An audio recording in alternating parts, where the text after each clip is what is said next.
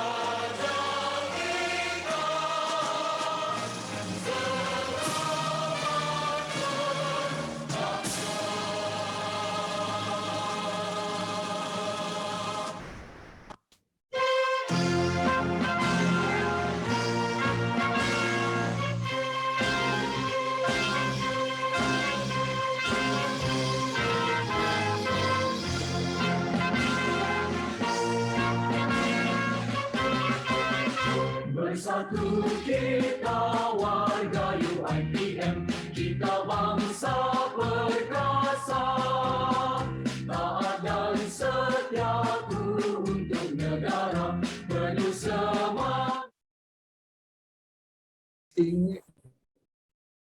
Between the UPJ and UITM, the project is second edition following SAMA 2020 that was successfully held the previous year.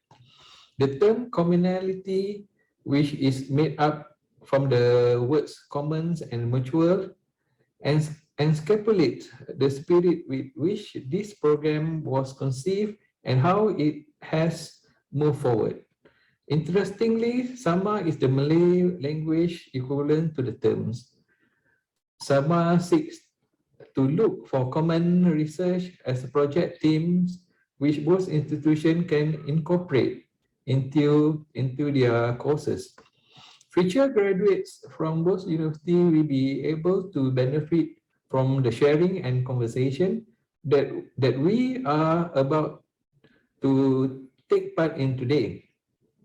Extending the learning beyond the physical classroom and into a virtual space enable greater experience knowledge acquisition that every student deserves, especially during the pandemic for the future. I must also mention here we are most grateful for our speakers who will present both the academia and industry practitioners. The first series of the design communality webinar focused on ethnography study on the elderly and young demographics.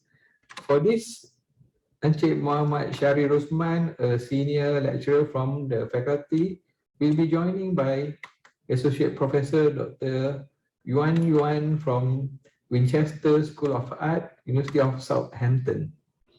To complete the line of distinguished speaker on behalf of the faculty, we are also honored to have Dr. Hari Nugara from Universitas Pembangunan Jaya talk about important issues related to the pandemic.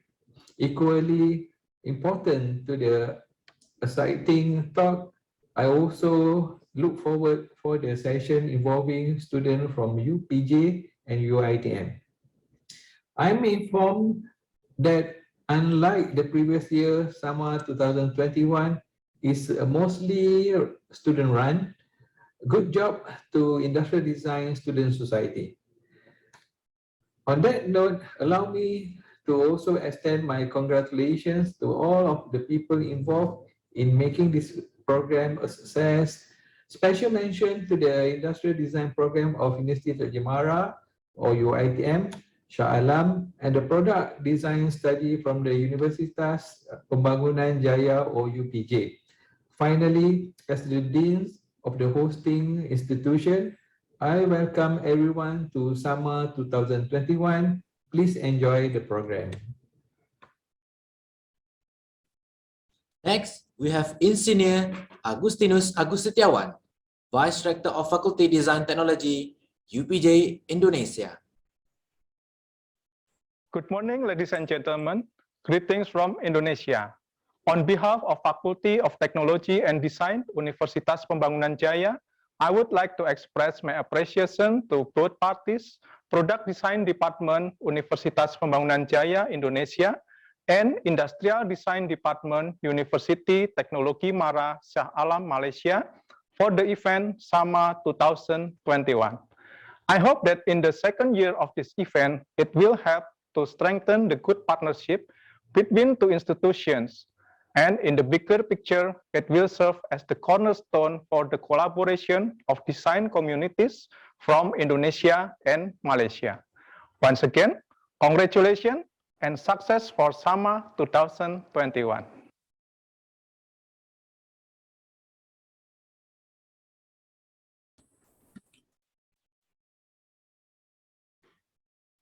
Thank you, Professor Dr. Syahriman Zainal Abidin and Engineer Agustinus Agustitiawan for that very warm welcome remark. We will begin our webinar content on ethnographic studies of elderly and young customer shopping experiences by having Associate Professor Dr. Yuan Yin and Mr. Muhammad Syahrir Rosman as speakers. Before I pass the screen, allow me to introduce Associate Professor Dr. Yuan Yin and Mr. Muhammad Syahrir Rosman.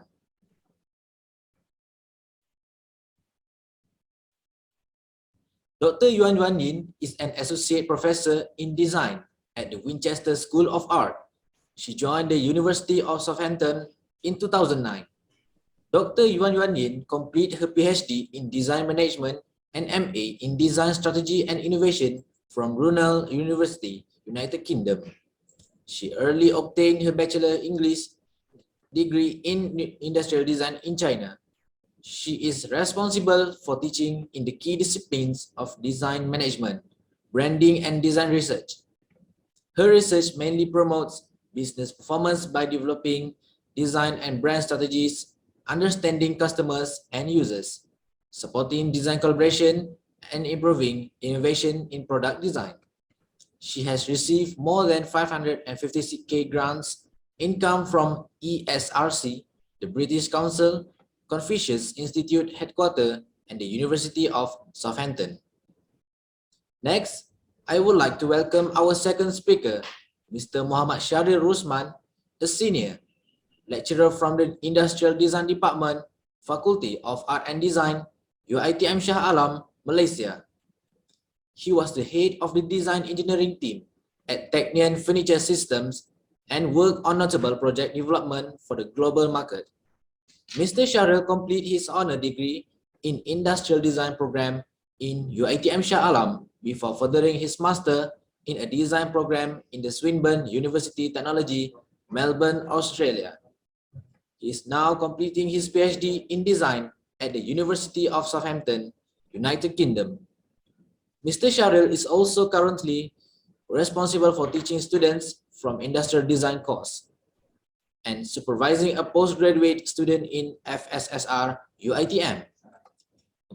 For his teaching role, Mr. Syahrir is currently working on his multidisciplinary research and publication on the effects of the shopping atmospheric variables on children aged between 3 to 7 years of shopping experience. Without further ado, I will pass the screen to Associate Professor Dr. Yuan Yin and Mr. Muhammad Syahrir Rusman.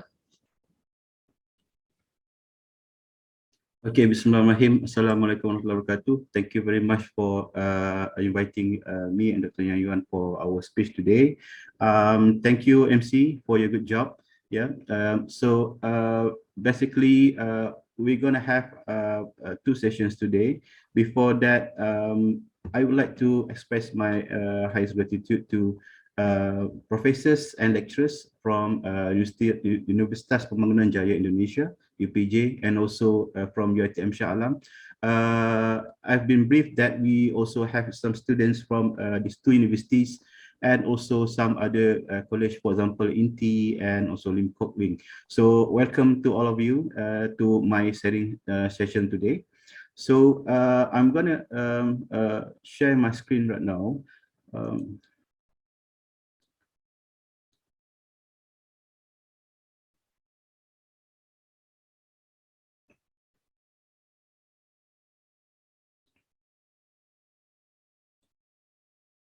Sorry, I can't share my screen. Is there any way host can help me to enable my share screen?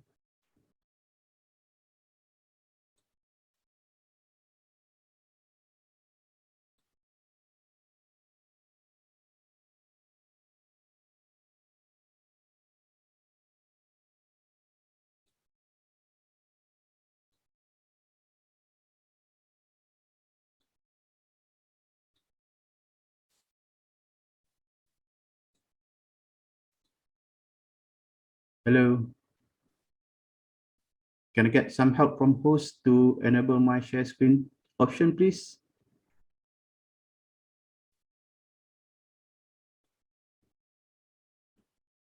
Okay.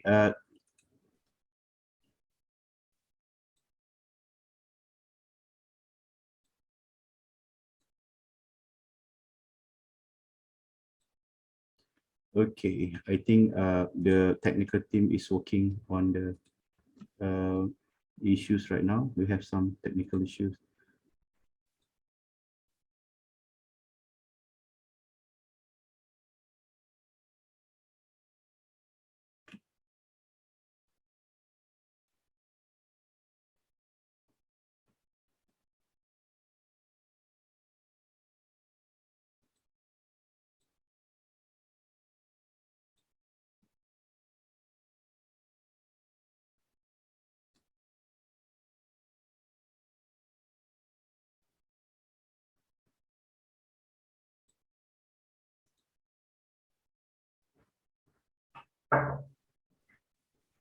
Just 1 second.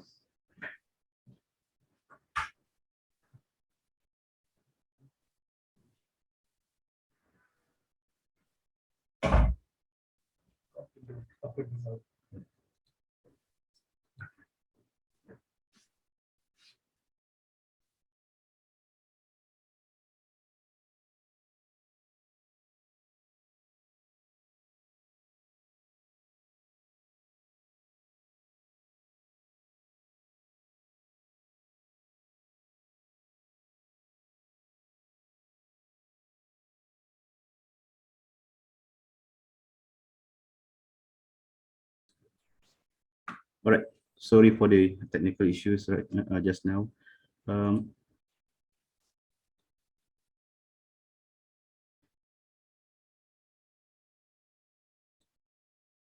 you see my screen right now?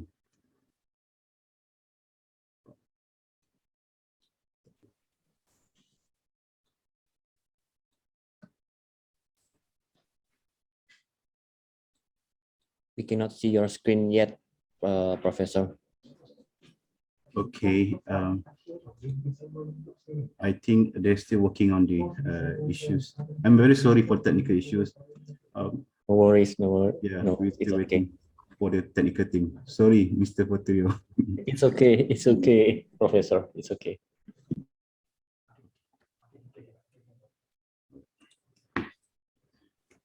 Okay, so how about now? Can you see my screen now? Yes, perfect. Okay, good. Thank you very much to our technical team. So as for this one, for today's session, I'm going to share about the, I'm not going to talk about the direct research about the intergenerational human behavior, but we got some ideas that we're going to share two case studies of ethnographic studies of elderly and young customer. And this is actually particular to the context of shopping experience. And by saying this, that it means that we're going to look at two different group of customer, which are the young children aged between 3 to 7, and also elderly shopper. So by seeing this presentation, I hope that it will help somehow to provide an insight to my audience, to my respectful audience, to look at how different kind of generation have specific needs. And this is very important, as actually if we are targeting or focusing on public spaces, or maybe some audiences within a multi-generational perspective, then we should actually really try to understand the whole pictures, who come to the place, and who involved with this service, for example. So it is very important to understand the whole background of our customers and audience. All right. So before we look at the further research of the children shopping experience, I would like to share the ethnography research. Actually is a research approach that produce a detail. Yeah, it's a detailed research and in-depth observation of people, behaviors, beliefs, and preference by observing and interacting with them in the natural environment. So it is actually a way to not just to look at things that you want to understand to answer your research question, but also to look and get some additional and more in-depth information about things that are studied in their actual environment. Yeah. So another definition given by the Kiko Bloom and Crabtree is that ethnography research is a way to explore meaning and perceptions and gain a better understanding about something. Yeah. So when we talk about shopping, okay, I would like to ask, who loves shopping? I think most of us think that shopping is just about purchasing, but actually in a different and wider context, shopping is not just about purchasing things, but also actually gaining some experience in terms of the leisure activities itself, in terms how you want to spend time with family and also friends. And it is actually a way to it's like some people categorize shopping actually as a very common in modern communities. and categorized as the third most important or most visited place in major city after office and home. So the answer is many people love shopping. Even me, for myself, I love shopping, but in a way that we live in cities area, so we might actually bring family only to enjoy some leisure activities during the shopping journey. So shopping is not just about purchasing, but also about spending time with families, getting relaxation from a weekly busy routine, and also a way to have a stronger or strengthen the bonding contact between families and friends. So when we talk about shopping, we have to look at the things that being studied from a different disciplinary and also multidisciplinary research background. Atmospheric is actually quite common in a few areas. For example, environmental psychologists, marketing, business, and also design, because it is actually a way that we that been used, not to say like manipulatable, but also actually a way to encourage and attract customer to come and visit a place and for example purchase more stuff and increase the footfalls in one store or selling space.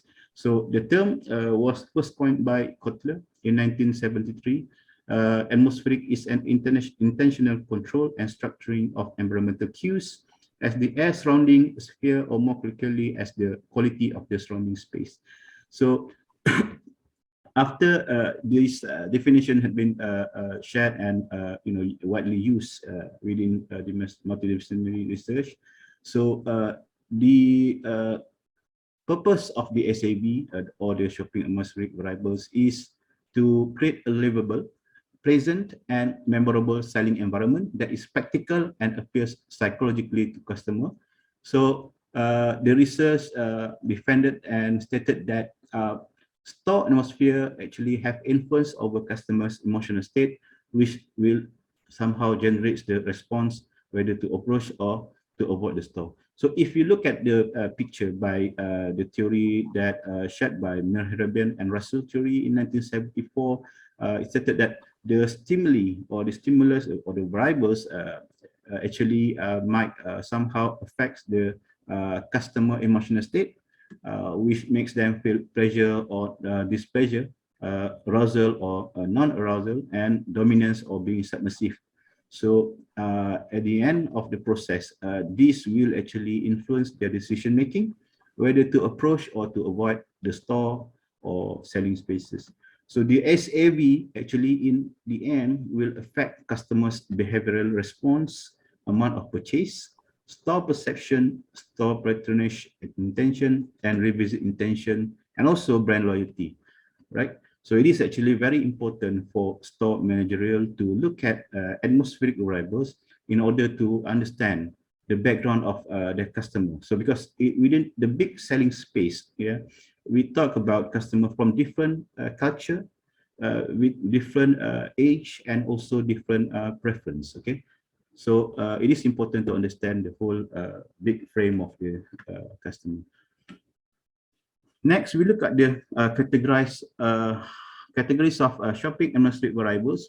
These had been studied and highlighted by Telly and Milliman in 2000. Okay, he found out that actually there are 57 variables within the big scopes and big space of the shopping atmosphere itself. The first one is the external variables. Okay, this includes the exterior signs, entrances, exterior display windows, height of buildings, size of building, color of buildings, surrounding stores, and so on.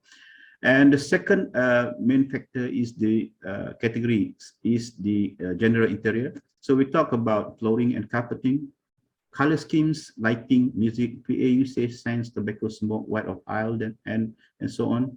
And the third one is the layout and design. So in layout and design, the category is, for example, space design and operation, placement of merchandise, grouping of merchandise, workstation placement, and other things, and other variables. The next one is the point of purchase and decoration.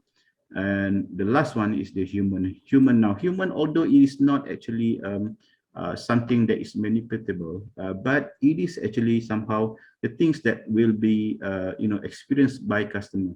Okay, no matter they are adult or family or children or elderly, they will definitely have contact with some humans. Okay, so for example, the employee and also other customer around them. So there is a lot of variables within one shopping center environment. Previous research saying that if you want to look the interconnection between each variables, you're going to need to have more than 22,000 studies. Yeah. So why children? Okay. So children is actually a very unique kind of customer, because although they are not a primary purchaser, but they exist as what we call as a somehow that tag along parents that have power over the purchasing decision. So when you look at the pictures, it is actually the not things that we're gonna see and found every day when we shop. But if you have children on your own, you're gonna need to understand that they have different kind of needs compared to adult. Okay, the way they interact with merchandises and also snacks and toys are definitely different. Sometimes, when we talk about adult or us ourselves, we're going to look at the quality of the fabrics, we're going to look at the prices and discounts, and we haven't actually looked into how to interact with the product and merchandise in different way. But children, they will definitely have different kind of interaction. Sometimes they will just run here and there, and then playing hopscotch, and sometimes hit some merchandises on the shelf and aisle, play hide and seek at the end of the aisle. So this is actually quite unique, yeah, because when you talk about customer experience, when you want to understand and study your customer, so you need to have kind of like understanding in terms of what their motivation for shopping. Yeah. So previous research also stated that, for example, adult shopper will look at the brand qualities and also the level of luxuries that shopping center can offer. But for teenager, they look at the, for example, the social interaction, the level of social interaction that offers by the shopping center. But for children, my research found that it is actually important to look at the entertainment values that offered within the shopping environment. So children, as mentioned earlier, is a powerful family influencer. Okay, they have say over something that is very common and to them. For example, from purchasing for stationeries for schools and shirts or clothes, and also even to cereals for breakfast. Yeah. Okay, so the research within the European country also stated that they have actually considerable amount of pocket money. Okay, children starting from 3 or even 4 years old starting to spend money at the nearest grocery store located near to their house, and even if they bring the money to shopping center, they will actually making a purchase transaction with the monitoring of a parent, and their favor towards brand less well throughout the adulthood. Okay, so this is important because if we look at, for example, Lego itself, the small children start playing Lego when they was very little, and then the interest grow with them. Okay, they have different kind of range of Lego, and they start to keep playing and exploring different range of Lego technique, and for example, and even for adult.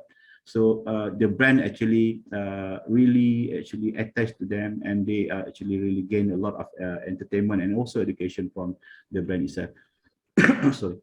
So another one thing that is important is because the happy children means a lot of parents and also grandparent happiness.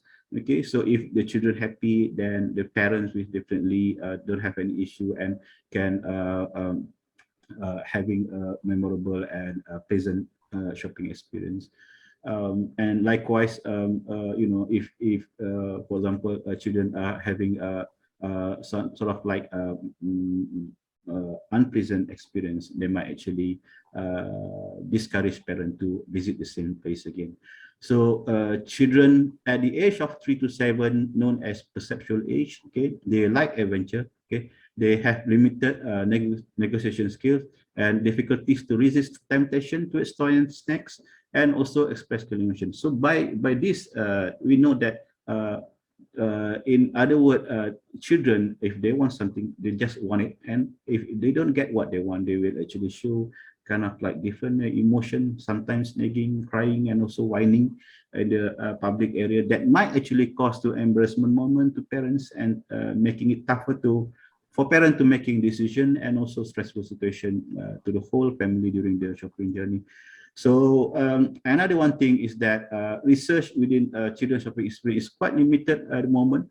Okay, we look at the wider body of knowledge within this area. We know that there's a lot of research trying to understand, like for example, how specific category of customer, woman or maybe man, try to approach and experience the shopping environment. But a very little research try to understand how and why children actually explore the shopping environment, which is actually a new potential for research. So as for this research, my aim is to investigate how children aged between 3 to 7 experience their shopping atmospheric variables, SAV, and develop a theoretical framework and design insights to improve children's shopping journey during shopping activities. So I have 5 actually main objectives in my research, and the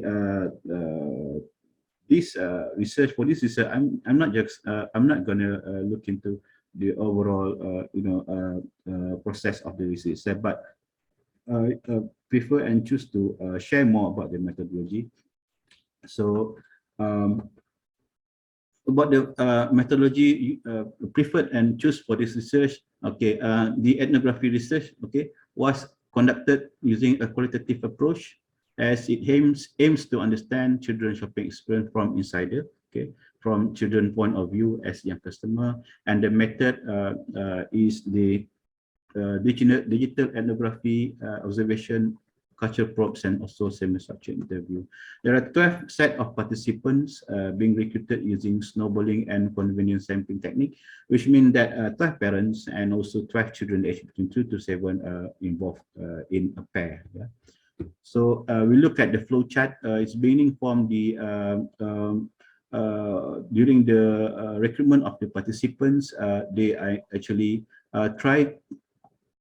we try to invite them to participate in this research, and once they agree with it, to participate in this research, they have to fill in the information sheet and consent form. Okay, this is very important as ethic procedure, and they will be briefed about the the whole process of the data collection. And once they agree, they have to fill in the participant information form again, and the first ethnography observation being conducted, and after that we're going to have another session for the ethnography observation, and at this moment you will get paid with that it's like a gift to them, that they receive a 30 pound purchasing voucher that they can use within the selling space. And also after that, after 4 weeks of the briefing, after the briefing, they will receive the we will actually collect back the culture probes, yeah, shopping diary, and we will at the same time conduct the interview session right after the second observation. So first, we look at the digital ethnography observation. Okay, so the digital ethnography observation is recording is a recording session about the participant shopping journey using a GoPro camera, and it is strapped onto research assistant's body. And by this means that the research assistant need to really look at the distance between the himself and also the target participant. So in some condition, if the place is too crowded, then they might actually he might actually come closer to make sure that the participant is always around and clear for analysis process later on.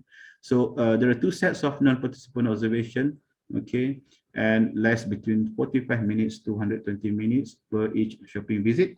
And in terms of the ethic itself, it is actually quite critical because the ethic clearance need to be endorsed by the ethics committee, and also because this research involve a lot of public places and also people that participate as a participant in this research as well. So another one thing is the importance to get permission from the gatekeeper of Marlin Shopping Center in Southampton.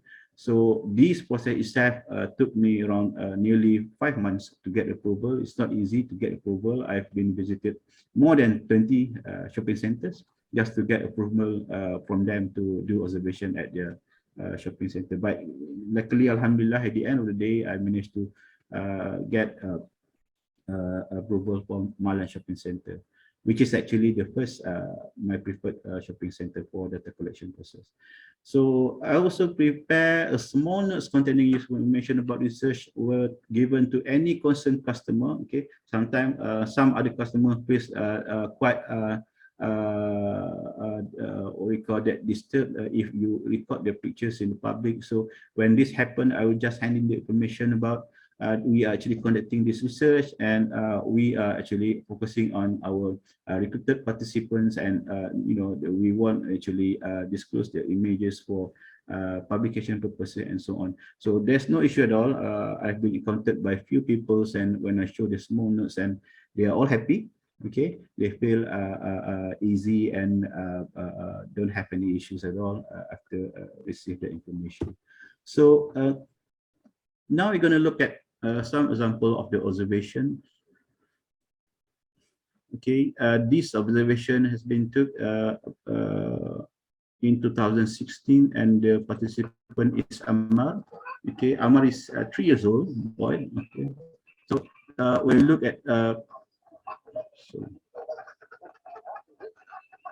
okay, Amar actually his father is actually making a purchase transaction when suddenly he ran off and try to get to the children section again. So his father need to chase after him and carry him back to the cashier counter. So the thing is, this observation is that you have to look at the details. Yeah? It's not just about saying that children is like when they don't get toys, but you need to understand, for example, what makes him cry, which section that he preferred the most, and why he's running to that section again. Okay, why don't he choose, for example, other aisle, but he's determining himself to keep going to that section, and why is it the reason behind that?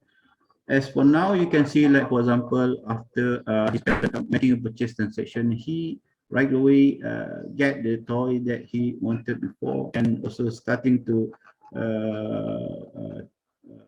try to open the packaging. Okay, and after that, okay, he got the things that he want. He want a small train toy, and he played right away. Like, if you see, look at them, it's like they're just playing it like they are actually sitting at home. So in a way that children actually don't really actually wait for entertainment that is provided by the shopping center manager, but they know actually how to entertain themselves. In some cases, when you see some children when you visit adult-related merchandise store, they will getting boring and feel unexcited. So this is the time when you can see that they start running and playing and even fighting with siblings. Yeah? So it is important to understand this in a detailed context. So ethnography itself actually not just try to giving answer to things that you want to understand, yeah, but it's actually a way to expose the new knowledge, yeah, to get you to understand things in more detail, and you have to keep digging for the information. Like this one, Amar is playing his toy on top of the table at the restaurant. Okay, so the purpose of the table is not just about placing plates and setting for things, but also a place to play right now.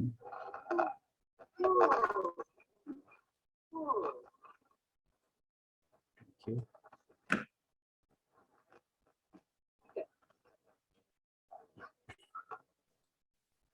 Okay, and he is also very happy when giving a chance to explore the operated fun ride machines, because the physical appearance of the machine itself is actually somehow indulgent and also attractive to children. Yeah, so he spent a lot of time here playing and pressing buttons, like, and so just try to get the entertainment by playing with the machine.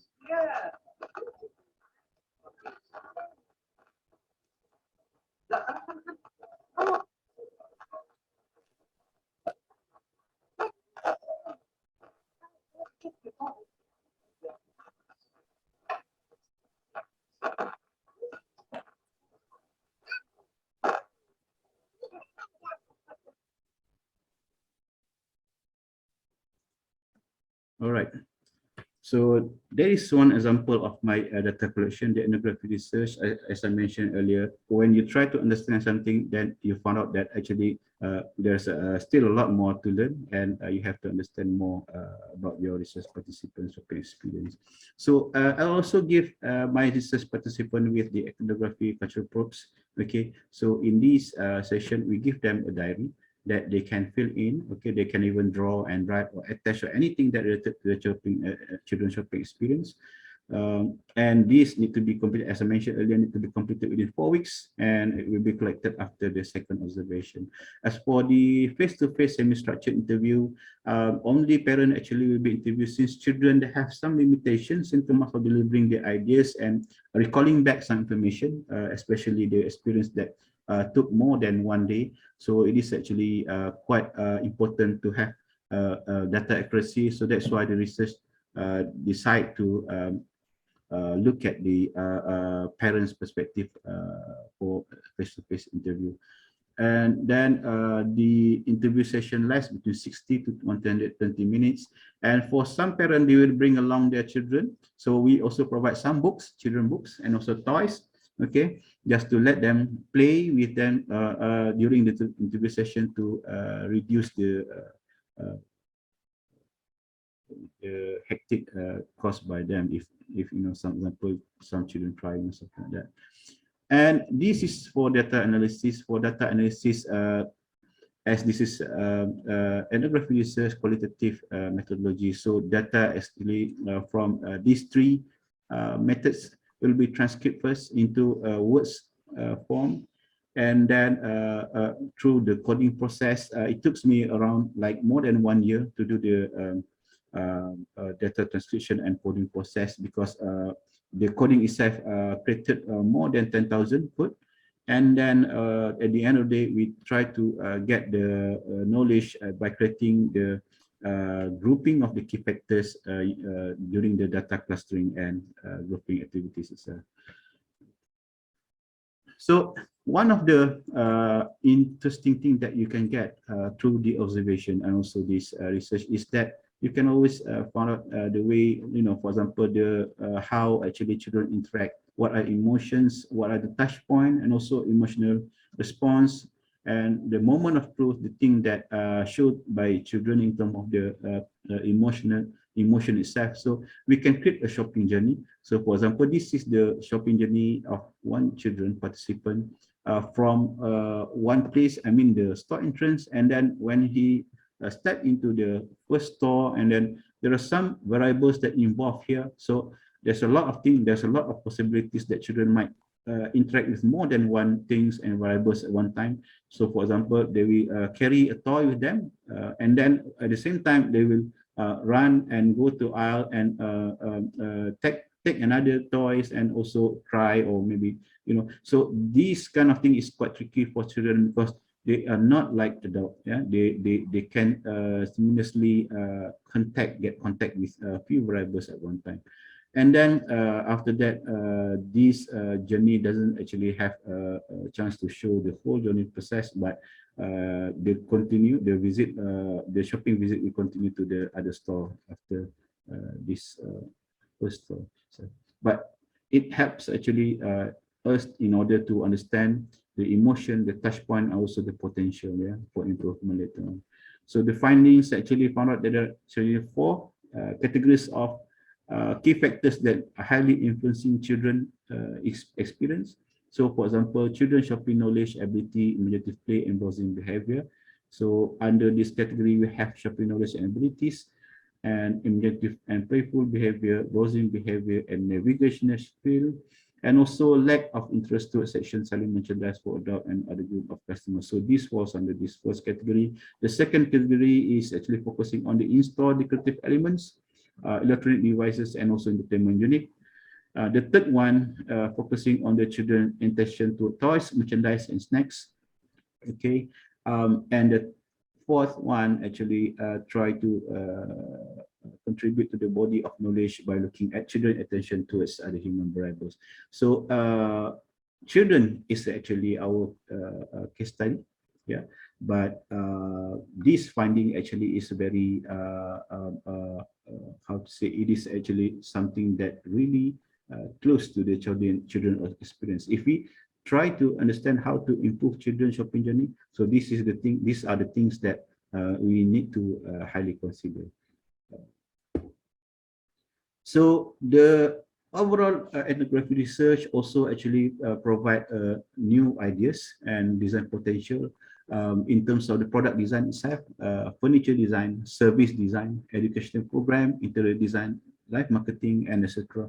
Because as I mentioned earlier, the ethnography is actually not just giving you answer the things that you want to understand, but also giving you a chance to look at some other research.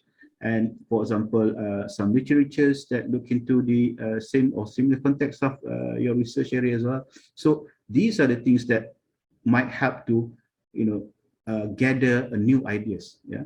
So as I mentioned earlier, this is a multidisciplinary research. So the potential of improvement not just goes to design, but also to marketing and also business trend as well. Yeah. So these are some of the examples that I can think of when you talk about improvement for children. Okay, for example, in-store toy loan service. Okay, we talk about children who feel demotivated when visiting adult store. Okay, so they feel boring and they started, crying, and then ask parents to leave the store immediately and fighting with siblings. So in-store toy loan service is actually somehow might be beneficial to make them calm. Okay, they keep focusing on the toy while parent browsing in the store. And also you can see there's a lot of other things that we can see from here, like floor decoration elements. Yeah, because it found out that children really pay attention to what the floor decoration that located at below their feet. Okay, they play hopscotch when they see any checkerboard floor tiles pattern, and they will run and play in circle and run in circle when they see any patterns, circle patterns on the carpet as well. So these are the things that we need to look into, the things that actually highly potential to be improved for children's shopping experience as well. Some ideas from internet resources. Yeah, see the virtual screen that is actually provide a database of clothes for a customer. So when a customer come to this virtual what we call that, like a changing room, something like that, smart mirrors, something like that.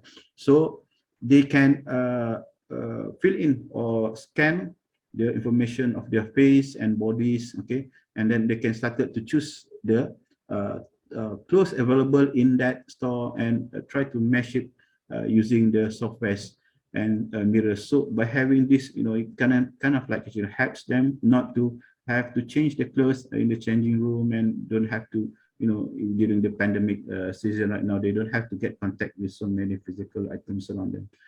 And you can see in the middle, there are some, like one girl actually trying to get a nap at the shopping center. Okay, because the point is that shopping center manager try to increase the footfalls.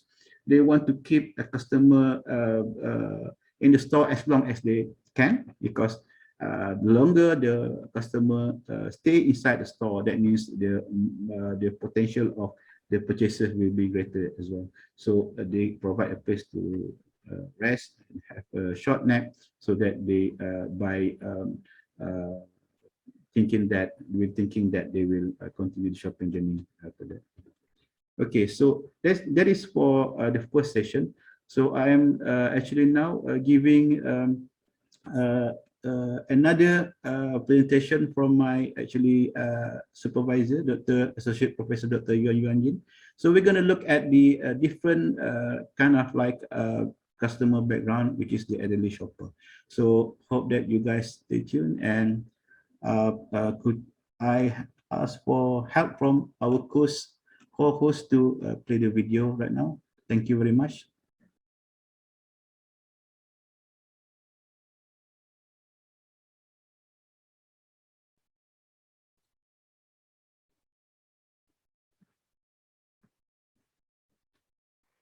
Good morning, everyone.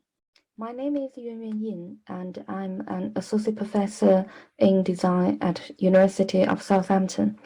Thank you very much for inviting me to this international webinar on designing for intergenerational human behavior. And together with Dr. Muhammad Shahil Rusman, our presentation today is entitled Ethnographic Study of Elderly and Young Customer Shopping Experience. And my part will focus on the old customer site, in which I will share one of my previous research, which named Silver Shoppers. And this project was funded by the UK Economic and Social Research Council, and we have several research partners, which are listed on the bottom of this page. So a little bit about the research background. As we all know, the population of the world is aging. It has been forecasted that by 2050, the number of people classified as old in the world could raise over 2.1 billion. And according to the Aging Population Report from the Office for National Statistics, and 19.8 million of the UK population will be aged over 65 years old in 2069, which is equivalent to 26.2% of the predicted the UK population. And here I've shown you the three aging maps of the UK. As you can see, between 2019 to 2029 and 2039, you can see the color on the map, which is becoming darker, which means in that area, the number of older people is higher than the others. So you can see there's more and more areas have the darker color, which reflects about the aging trend in the UK. And if we're comparing with another one of the biggest aging community in the world, China, by 2050, more than a quarter of the population in China will be over 65 years old. And when we comparing the UK and China at the same time point, 2050, and we can see they are very similar. So China, the percentage of older people will be 26, and the UK will be 24. So although we know, there are more and more older people in our society, and at the same time, we need to be aware of the differences between the current older generation and the previous generations. So comparing with the previous older generations, the current older generation, they are healthier and wealthier, and they have a decreased sensitivities of the price, and they're willing to pay they're willing to pay more for the high quality products, and especially for the food products. At the same time, they also experience a similar level of decline in the ability to see, to hear, to move, to learn and remember things. So all these type of human factor related features are similar. And also when we're comparing them with the younger customers, they are more likely to make a joint decision when they're doing shopping. So therefore, because of these differences, we say that retailers must take age into consideration when we're providing a product or a service for this group of customers. And also because the market are keep changing and old customers' requirements are keep changing, it is important for us to continually update our knowledge of the needs and the preference of old customers to ensure, this market is being served effectively. And however, although we say a supermarket has been identified as one of the most important industry to older people's day-to-day life, but there's positive research has deeply investigated about old customers' shopping experience. And another factor which hasn't been fully addressed is about the issue of culture and how the culture's impact on the old customers' shopping behavior and experience. So therefore, for the Silver Shopper project, we aim to investigate the shopping behavior and experience of customers aged over 65 years old to identify the challenges and the difficulties they face during shopping. And also we aim to explore the possibilities for developing universal design solutions to improve supermarket service and environment for this customer group. So in this project, we've used literature review as a first step to understand what has been done in this area, and also what type of challenges or difficulties has been identified from the previous research. And then based on the literature review results, we've had several focus groups with older customers and also with retail managers to discuss about their shopping experience and their understanding with the retail managers.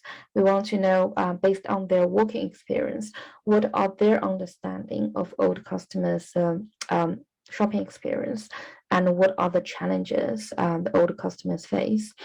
And the focus groups also aimed to evaluate the result from the literature review, such as to remove some of the challenges which are not valid anymore, and also to recruit any new challenges which hasn't been reported in the literature.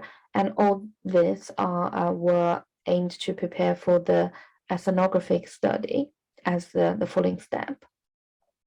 So for the focus group, we had 4 focus groups with old customers and 2 focus group with retail managers in the UK and China. And based on that, the first round literature review and the focus group, we've used all the results in terms of the features of old customers and also the challenges they face to design our ethnographic user study. So in the ethnographic user study, we've used a method named cultural probe. So cultural probes is a data collection method which the researcher will provide several tools and materials to the participant, and the participant will use these tools to record their own shopping experience. So that is a kind of participant-driven data collection method. And apart from that, we've used the direct observation method to observe the old customers' shopping behavior and experience during the supermarket shopping. And after we've done the direct observation, we will review the video and together with the participant, and then we will ask them some questions in order to understand their decision-making process, and also what was the factors they've considered when they were doing the shopping. And once we've done all the qualitative side of the data collection in the ethnographic user study, like cultural probe and observations and interviews, and in order to extend the number of participants, we've used the questionnaires to engage a wider range of participants in order to validate the qualitative data from the cultural probe, observation, and interview. We want to find out among those identified shopping issues, which issues or challenges are more shared within the old customer group, and which one are more popular and which one are less popular. And so that will help us to when we move to the design, product and service design directions, we know which issues we should focus first. For the sampling, so in the UK, according to the aging map, and we've selected Alnwick, Shrewsbury, and Dorset, which is represent people from the north, from middle, and from the south, to represent the UK's old customers. And from each of the city, we've invited 10 customers for the ethnographic user study, for the qualitative part. And in China, we use a similar strategy to choose participants from 3 areas, which are Nanjing and Chengdu and Qingdao. So because China, for the scale of China is much bigger than the UK. So the UK map, we select this, but if you put that on the map of China map, so the UK map actually is this type of size here. So we were aimed to go to the really north part of China, but then because of this, the time and the budget limitation, we couldn't go too far. So that's why we finally choose these 3 areas. And our research we focus on an holistic shopping experience, which start from before shopping preparation and the journey go to supermarket. And third one is about how people do their shopping in the store. And once they finish the shopping, how they go back to home, either by walking, driving, or use public transportation. And then once they arrived home, how they tidy up all the shopping items. So that is about the post-shopping at home. So we are focused on this kind of the closed loop of their shopping journey. And based on the literature review, we've identified 3 directions for our ethnographic user study. So one is about human-based factors like their vision, hearing, mobility, cognitive skills, and abilities. So how those human-based factors might have an impact on their shopping behavior and experience. And the second one is about the retail environment factors, which included the tangible part, which is about like the facilities like the trolley, the shelf, and the signage in the store. And also it include about the intangible part, which is about customer service, store atmosphere, temperature, air quality. And the third element we focused was about the culture factors. So like the customer's cultural background, living situation, family structure, shopping habits, and lifestyle. So this picture shows you about the first prototype of our culture probe data collection box. So this one shows the package we used for the pilot study. So we provided some of the shopping inspection cards. So we want the participant to use these cards to do an evaluation for the supermarket's design and service. And we have a diary cards. We want to understand what are people's like daily routine, how they plan their day normally. And we also provide like a digital camera, dictaphone, and a small printer. Initially, we want people to use the digital camera to take some photos during their shopping journey. And the dictaphone was prepared for people who cannot, write because of the disability or some other reasons. So if they cannot write or prefer not to write, and then they can use this dictaphone to record their shopping experience. And the printer was about if they really, like some of the picture they took, they can print it out from this printer and write some comments on the back of the photo as a part of their data collection. And we also include a map in their local area, because from that we try to understand what are their social kind of the venues, like where they live, where the supermarket they normally go, or are there any church or friends or clubs they normally go. So we want to understand their kind of social networks. So that was from the pilot study. But once we've finished the pilot study, we've removed the printer and we removed the map, because old customers feedback about, is kind of difficult for them to use those. So finally, we have the dictaphone, digital camera, and the shopping inspection cards and the diary cards. So this shows you a picture from one of our exhibitions to show about this data collection from participants. So for each of the participants, we give them 6 weeks about the shopping inspection cards, and then the final one is about the diary cards. So for each of the week, we give them a different focus. So for example, on the week 5, we want them to focus on the shelf design and the product display. So we have 3 cards for each week. The first one is named listed. So for this card, we want them to write down any issues or difficulty or challenges with shelf design and product display in the supermarket they normally go.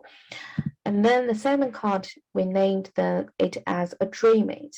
So we want the participant to think about, in the ideal situation, what type of supermarket for the shelf design should be. So how they believe the current issue can be improved or solved. So that is about dream it. Think about the best situation it could be. And then the third card is about to score it. So we want them to, based on some of the criteria we provide, and then to give some ranking scores for the current supermarket they normally use. And then those are some diary cards from the China market, and those are some from the UK market. You can see they write a lot. So the participants are really fantastic. They're sharing lots of very helpful information with us. And so I have a short case study to show you, which is a short video as part of our observation. So Cindy, she's 68 years old, and she lives together with her husband in a bungalow, and both her and her husband has the MS, which they have to rely on wheelchairs in their daily life.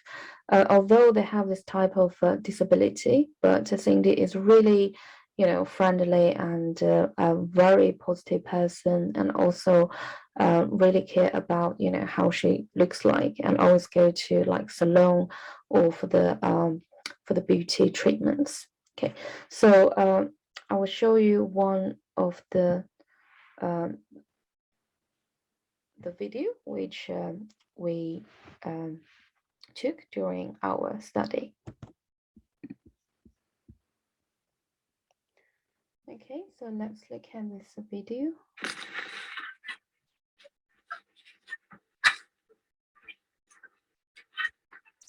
So that is how Cindy prepares shopping at home. And you can see she's wearing a very bright green color top. And then she changed from wheelchair to a small scooter. And then she went to the garage to change to a bigger scooter for the external use.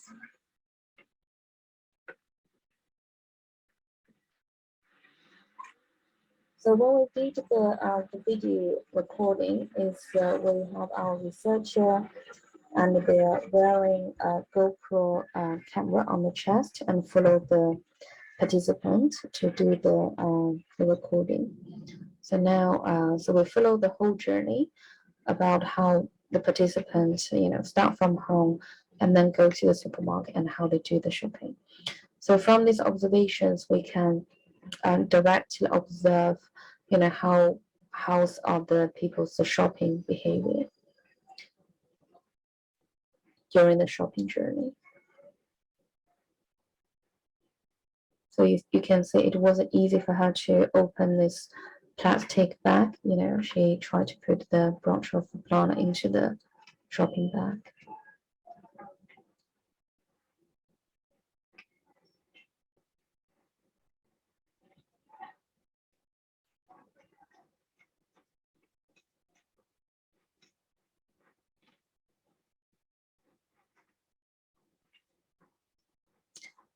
And then her shopping list dropped off.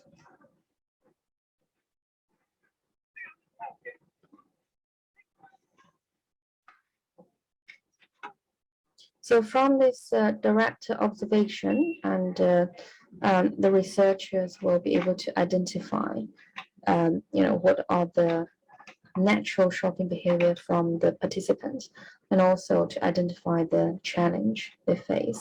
Because sometimes if you ask them any difficulty, they don't receive, some of their behavior as difficult, because they've used it to this shopping experience. So, but if from a designer or researcher's viewpoint, we will be able to pick those up based on this direct observation method.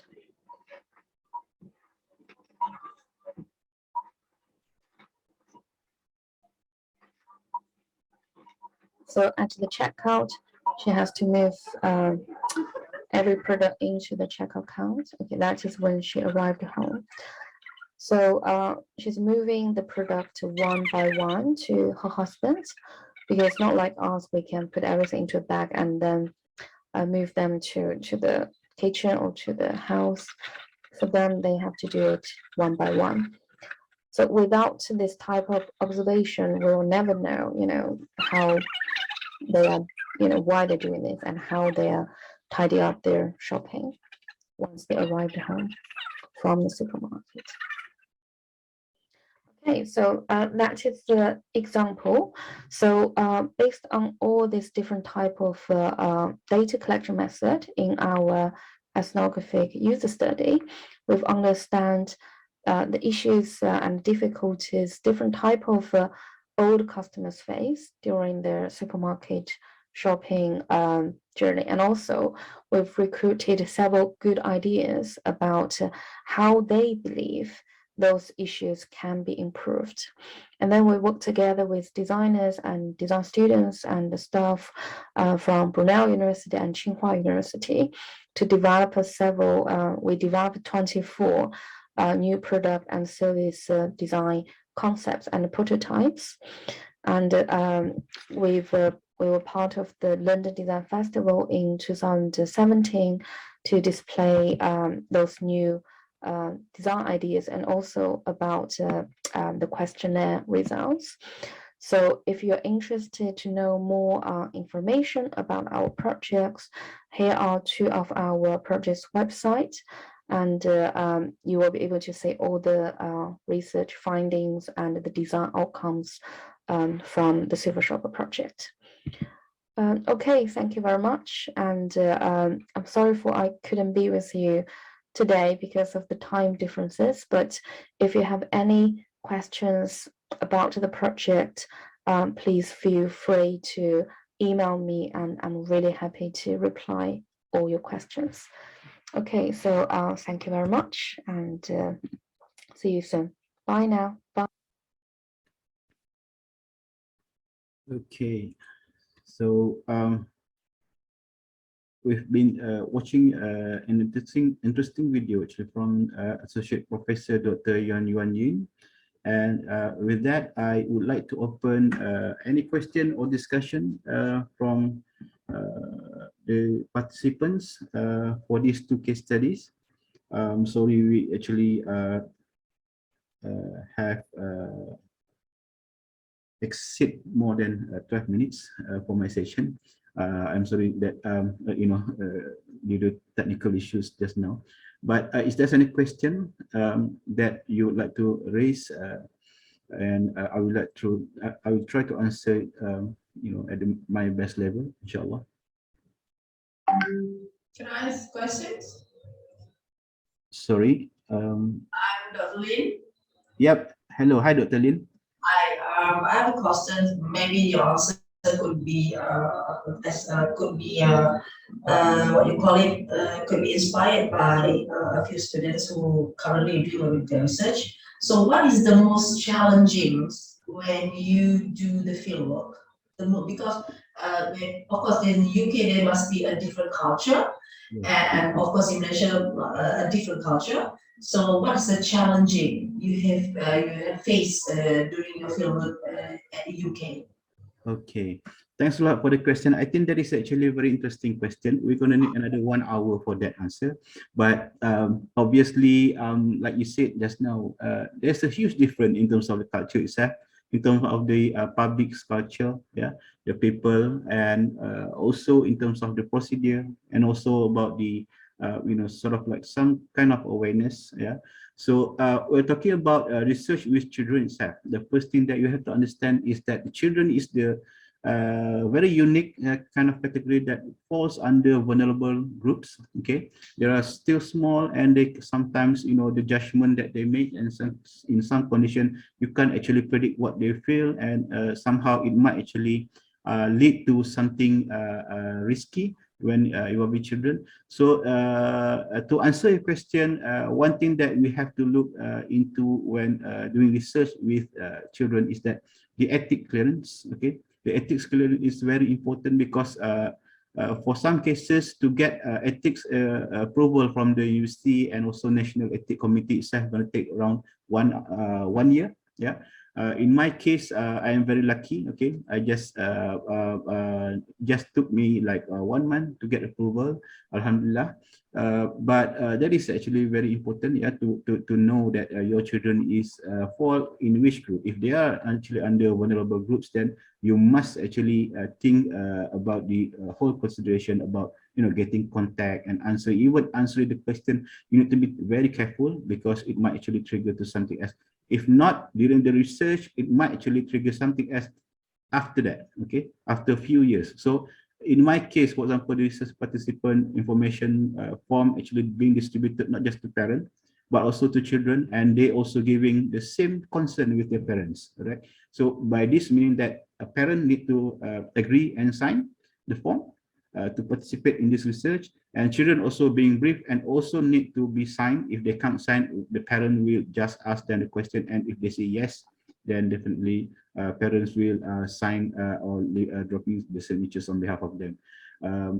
Other than that, I think in terms of the concerns, is because in Malaysia, it is actually the way to get data collection in public is not as how to say serious in UK, because in UK, it is very important to have this kind of information provided. If, let's say, for example, some people asking about what you are doing and why you're recording their shopping activities, so that might actually trigger a lot of issues in the UK. But in here, I think people are maybe more open, or maybe they don't really actually have this kind of thinking that we are their image or activities. So the issues is not as critical as in the UK. I think that's answering your question. Sorry, Dr. Lin. Thank you very much, Dr. Sharil. Okay, thank you. So can we have another one question, or we might actually move to the next session? Any question, maybe? Okay, if you have any question, I think you might email Dr. Yuan Yuan. If you want to ask about elderly shopping behavior, you might email Dr. Yuan Yuan Yin. She dropped her email just now, and if you have anything, you can even ask me in the Dropbox or the chat box, and even email me at shahrilrusman82@gmail.com. SHAHRILRUSMAN82@gmail.com. Okay, with that, I think again, congratulations, yeah, my biggest congratulations to the team of SAMA 2021. Thank you very much for inviting me, and hope all the best for the beneficial of both lecturers and students and urban researchers that involving in this international and beneficial talk. Thank you. Assalamualaikum warahmatullahi wabarakatuh, and salam sejahtera all. Thank you, Associate Professor Dr. Yuan Yin and Mr. Muhammad Syahrir Rusman for the insightful presentation. Let us move to our second program. It is now my pleasure to invite Muhammad Elben Rivaldi and Faradila Chica Arienta from Universitas Pembangunan Jaya to give their knowledge sharing about human behavior. Ladies and gentlemen, please welcome Muhammad Elben Rivaldi and Faradila Chica Arienta.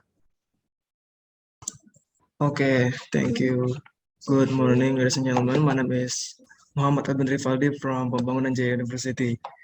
Okay, so let me take a share screen. Just wait a minute.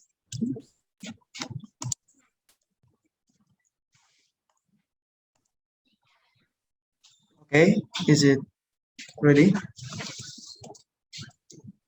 Okay. Okay, so today I'm gonna talk about the result of the survey on the behavior of Indonesian people on post-pandemic and differences on intergenerational issues between Malaysia and Indonesia. And first, we're gonna talk about the result of a survey on the behavior of Indonesia people on post-pandemic. So, we do a survey online with GFirm, and in total participant we got 51 participants, and in this participant we pick grandfather, parents, and grandchild. And based in the survey, the most of our participants are grandchild or Gen Z. So yeah, you can think Gen Z are from 95 to 2000s they were born. And the next question is, does each family member have their own room? And based on the survey, let's say yes. So in Indonesia, it is common to have their own rooms. And next, how often do you bring lunch?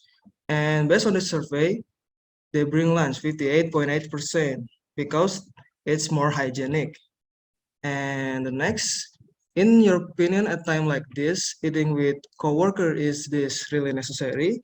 And based on the data, it's a 50-50. So some of them say yes, some of them say no, because it depends of its place. It could also because the regulation in the local city.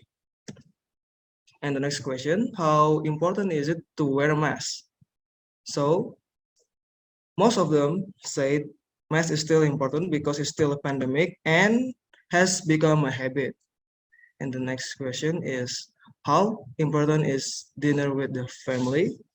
And based on this survey, most of our respondents agreed that having a dinner with family is important because of the intern habit. And the next, do you bring hand sanitizer when you go out? And most of our respondents said yes. 86.3% they carry hand sanitizer because of it's still pandemic or become a habit. And next, did you bring a spare mask when you go out? And based of the survey, 82.4% most of respondents bring spare mask because of pandemic and become a habit. And the next question is, in your opinion, how necessary is it to have a double devices, example like tablet, laptop, or smartphone? In this in this question, most of our respondents agreed double device is necessary because it can be used as a backup or multitasking device. And the next question, how important is it to have smartphone with the NFC feature? And most of our respondents agreed because many public facilities are already using NFC, especially in big cities. And the next, when you're at home, how often do you use gadgets? And most of our respondents said yes. 50, like most of them say they use gadget all the time for activities from working to entertainment like watching movies, playing games, something like that. And the next question is how important is work from home activities at a time like this? And let's say most of our respondents agreed working from home is important because it can reduce the number of spread of COVID-19. And the next question, can you do you work from home? And most of our respondents say yes, they can work from home because it can be done with gadgets or laptop or something like that. And the next question is, does work from home activities have a bad impact on work? And most of our respondents disagreed. Work from home have a bad impact because it can be done with gadget as well. So after all the survey, I made a conclusion. So the first point is no social distancing at home because the thing is said if you're at home. And the second is social distancing is still applied if we're outside. And the next point is mask and hand sanitizer usage will become a habit. And next, every work can be done with laptop, PC, tablet, or smartphone. And some of the work will be done at home and connectivity will be wireless. Okay, so we're talking about next topic, difference on intergenerational issues between Malaysia and Indonesia. And first is how many children is in one family. In Indonesia, usually we have in one family have 2 children, and Malaysia is 4 children. So we can conclude Indonesia, the average number of children is limited as so as not to be overpopulated. And next, house of worship policy. In Indonesia, everyone can worship at the house of worship, but in the Malaysia, the difference is children are still not able to worship in the houses of worship. But in Indonesia is limited to number of visitors, and in Malaysia, children are not allowed. Okay, next is usage of mass regulation. So in Indonesia, the regulations are not strict or depends to its location. But in the Malaysia, the rules are very strict. So the conclusion is the use of mask is still important, only the supervision is different from the locations. And the next, double device. Most of them in Indonesia, most of them don't own 2 devices unless they can afford it. But in Malaysia, some of them have 2 devices. One of them is used as the Wi-Fi. So we can conclude double device is needed, but the usage is different. And next, talking about connectivity. So in Indonesia has introduced and used NFC technology, but in Malaysia, they're still using QR code. So although the use of connectivity is different, but both countries use wireless connectivity as a solution to deal with the pandemic. So after talking with Malaysia and Indonesia, and we make conclusion. 3 points. First point is, even though the number of COVID-19 victims has a decrease, there will still be restriction to prevent the spread of COVID-19 from local regulation. And the next, mass will become habit as well. And the third, connectivity will be wireless. That's it for me, and thank you.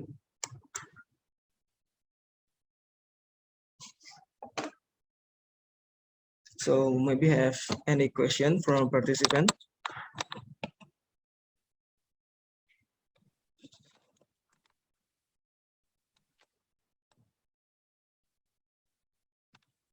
Okay, if not, you can change to Faradila Chika Arienta. Thank you. Halo, good morning. Assalamualaikum warahmatullahi wabarakatuh. How are you today, guys? So, okay, I'm start sharing. Okay. Yep. So, let me introduce myself first. So my name is Chika. So today I want to explain about similarities on intergenerational issues and post-pandemic behavior between Malaysia and Indonesia. As you know that Malaysia and Indonesia have same characteristic, right? So there's not much differences between them. So I have two main topic in this session. The first one is intergenerational issues, and the second one is post-pandemic behavior. So intergenerational issues is divided by two topics, and post-pandemic behavior is divided by three topics. The first one is similarities on intergenerational issues between Malaysia and Indonesia. So basically, if each family have their own activities, right? But sometimes we can do wait, we can do it with our family and can do activities together at home. Yeah, example is dinner. So dinner is the best time to sharing, to talking with family and storytelling about their day. Yeah, we can sharing at the dinner time. Or the next example is playing game. So the oldest family and the youngest family can playing game together. Yeah, and the next one and the last one is worshiping. Usually Muslims say salat bersama. Yeah, it can be activities together at home. So from this, I have a conclusion. Every family need a quality time to spend their time with their family by doing any kind of activity. Okay. The next one is division of task. Um, because we are talking about intergenerational issues, so we have three different generation, right? There is grandparents, parents, and grandchild. So the oldest family, that what I mean is grandparents. So in my family, in my family, I'm the grandchild. So take care of the oldest family. So take care the grandparents. Nah, um, this activity usually do by their oldest daughter, but it can be done with the others siblings. Yeah, if they have siblings, brother or sister, it can be uh, use do with the others. And the next one is cleaning the house, and cleaning activity is at the weekend or depends of the rules on the house. Maybe we can cleaning the dishes after eating, or cooking, or um, washing the clothes, or mopping the floor. Yeah, something like that. It depends on the family. And the last one is teaching kids. Teaching kids usually do by their parents. So their parents spend their time to teaching their kids. Yeah. Um, Usually the kids have lots of activity, right? Like drawing or coloring or writing or just storytelling. So the parents spend their time to teaching their kids like that.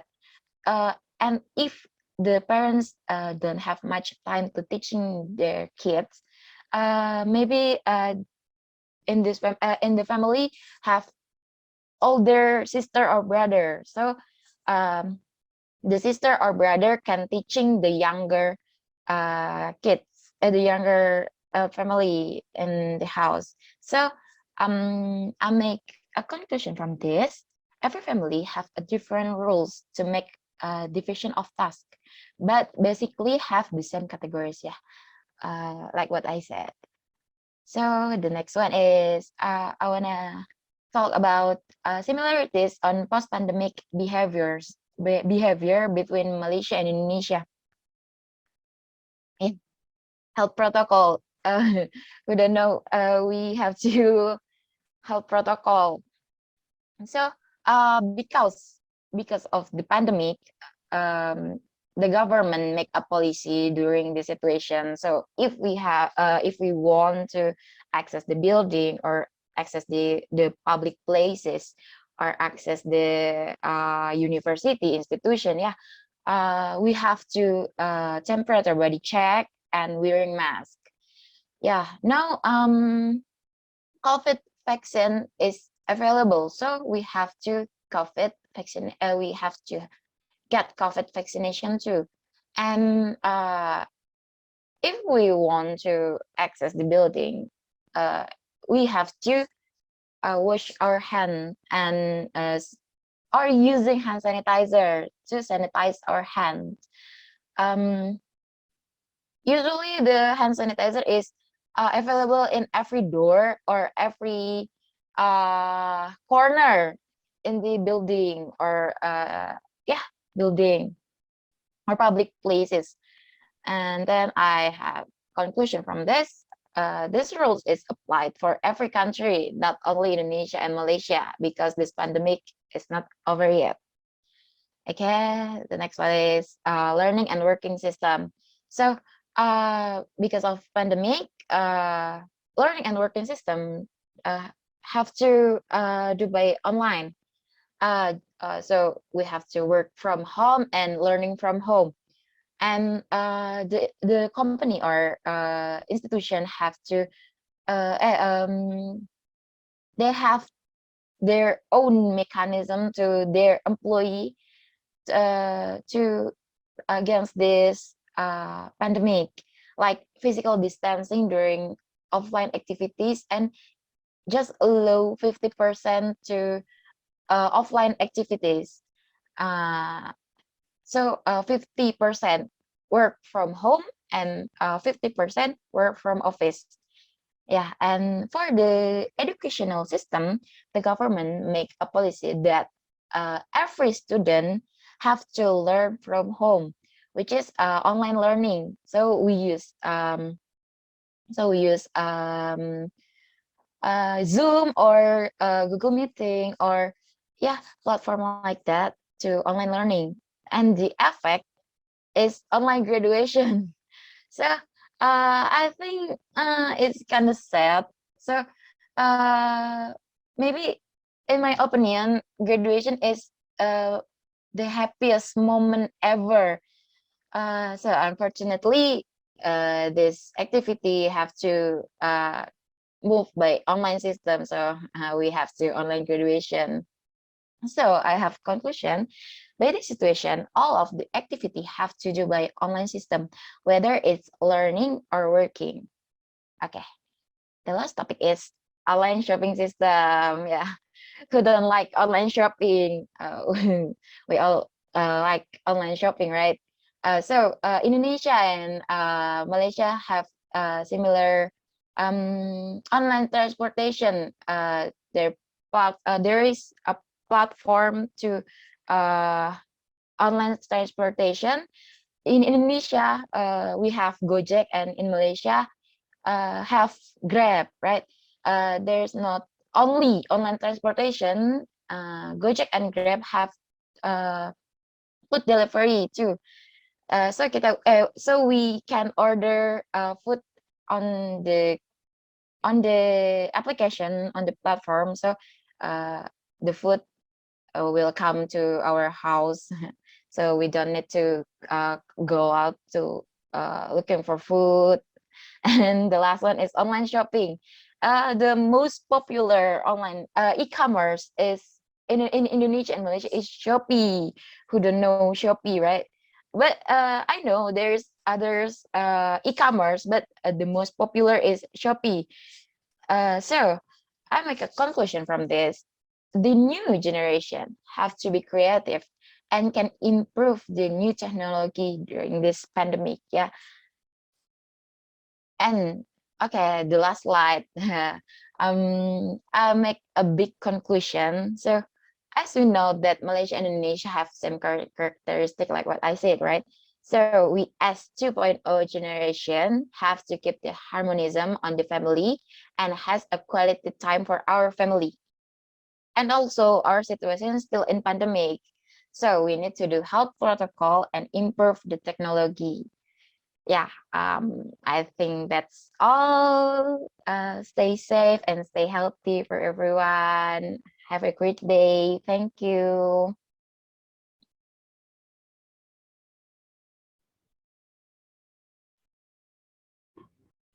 Thank you, Muhammad Elben Rivaldi and Faradila Chica Arienta for the presentation. Now, for the 2 minutes design pitch competition, I will pass it to our moderator to conduct this program. Welcome Zulhakimi and Sahira.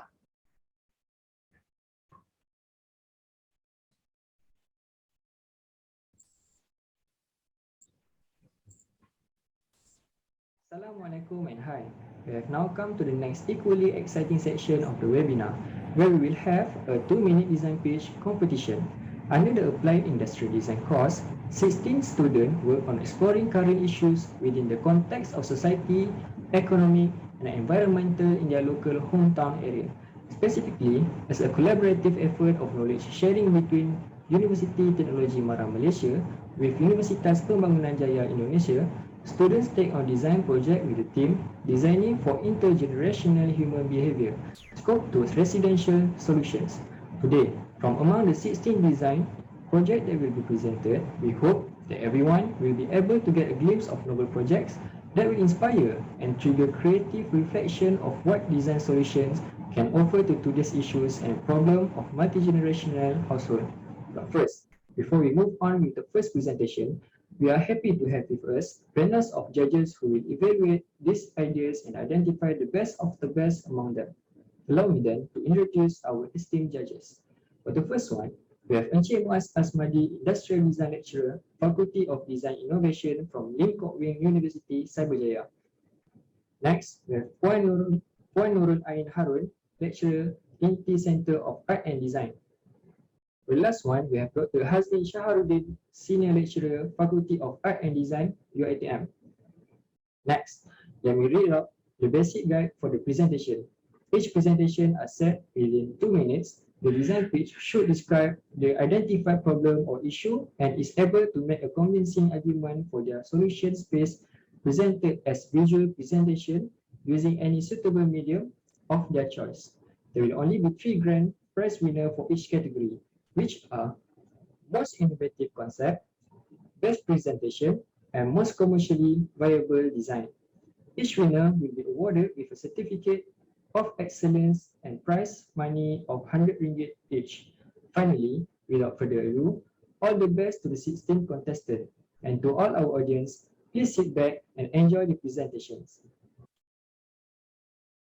Assalamualaikum and hi. My name is Nur Sarah Syafiqah binti Noli for the next moderator under section 2-minute design pitch competition UiTM product design class. For the first presenter of this session is Fazil Afif bin Faisal and the project title is Meal Farm Home.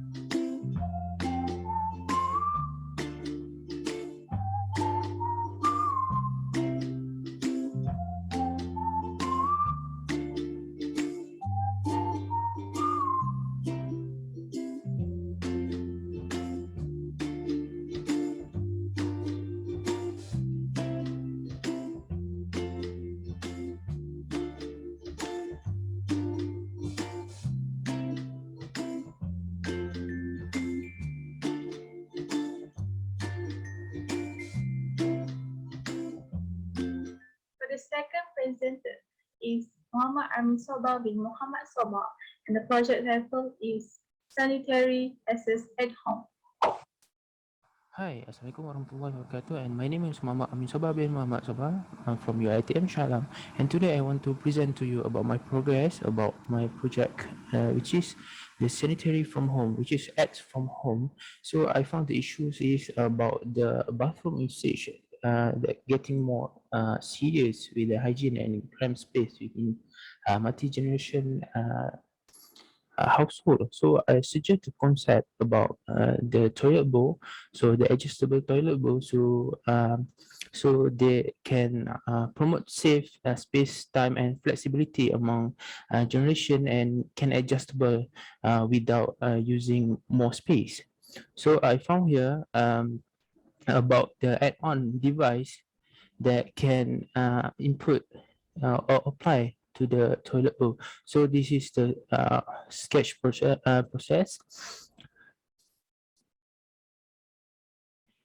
Okay, as you can see here, I want to propose my product, which is the more compact and more flexible in usage. So I apply the extendable adjustment to the toilet add-on, extendable leg support for kids. As you can see here, the form is more compact when closed and expand for leg support for kids, so they can adjust the level for kids to manage, or for kid to adjust suits their height. So you can see here have 1, 2, 3 level, depends on the kid's size. So this product can make sure the multi-generation, which is especially for old folks and kids, can use properly without any issues. Thank you very much. Next, Muhammad Amal bin Sulaiman, and the project title is Learning from Home. Hi, Assalamualaikum and good morning. My name is Muhammad Akmal bin Sulaiman. Since pandemic, all the student needs to involve in open distance learning as known as ODL or online learning. And now I would like to share about intergenerational issues that related with online learning among children at home. Children, not all parents have much time to handle their children for joining online classes in a whole day because they are busy with their own work. I have designing an interface device which is using digital analog concept that can help parents control their children activities, homework, online classes through their smartphone. It can help their parents monitoring their children online classes easily with smart app. This is one of my sketches of interface device. I apply contemporary geometric concept style. I attach the mini pen drive slot to easier parents to put their children notes or homework that have been given by their teacher. The screen can be touched by hand or controlled by remote. This interface device can connected by parents' smartphone for easier parents update children's online classes in a whole day during working. It also rechargeable and can bring it anywhere. Yeah. Thank you.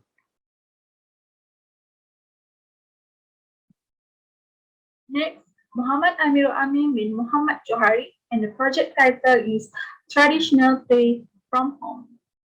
Assalamualaikum and good afternoon. I bid to our lecturers and my fellow friends. My name is Muhammad Amirul Amin bin Muhammad Jari. Today I would like to present on design for multi-generation household, which my main focus is a traditional toys from home. According to the Cambridge dictionary online, gadget is a small device or machine with a particular purpose. It is also a communication device that connect one person to another. Do you know that gadget carries a various advantage? However, the problem rise when there is not monitoring from the parents toward their children's use of a gadget. This is my statement. For instance, Congkak is a traditional indoor game. This game has been passed on from generation to another most of the time it used to be a hollow perforate wooden plane or holes on the ground, and usually a buah. This means game piece using marbles. Firstly, we can use a fresh and new design for the chongka. For the chongka, in order to attract the alpha generation, it is a convertible that help the player to fold its arms they have done playing it and carry it wherever and whenever they desire. Besides the change from marbles to soft material, which will case is the colorful the process of putting the game piece inside it whole. It is a part from that we can see this traditional game can be on the same level as the other modern gadget, as it involves conclusion and concentration. It is a face-to-face game and eventually will strengthen the bond between two players. Um, Gadget is considered necessary nowadays, and it is widely used not only in big cities but also in rural area. So, overall, I believe traditional game can be on the same path with the advanced graphic. A game once we know how to create its problem. Thank you. That's all for me.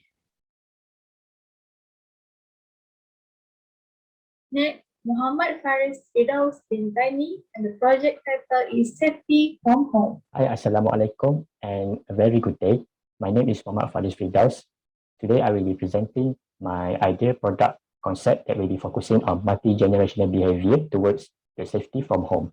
Most of us have faced the working situations since the pandemic began, the activities require a lot of using multi-platform devices and online working, such as classes, study, communicating, and many more.